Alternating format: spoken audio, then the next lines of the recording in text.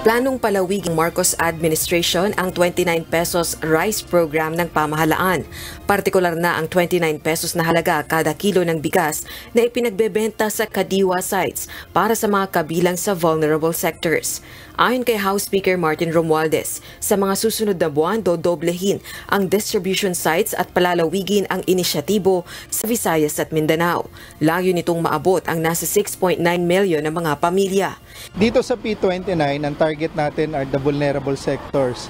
Approximately mga 30% yan ng total population natin.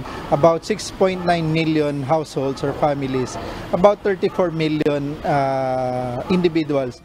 Giit ng liderato ng Kamara, nagtutulungan ng mga ahensya ng pamahalaan upang maiwasan ang abuso sa programa.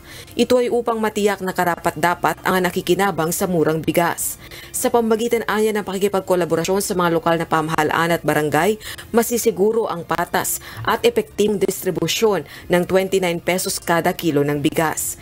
Samantala, para naman sa research group na Ibon Foundation, mataas pa rin ang presyo ng bigas sa merkado sa gitna ng mas mababang rice inflation.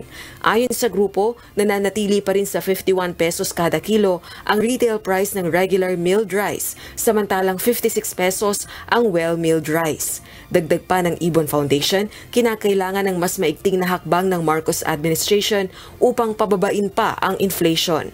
Rosa Licoz, UNTV News and Rescue.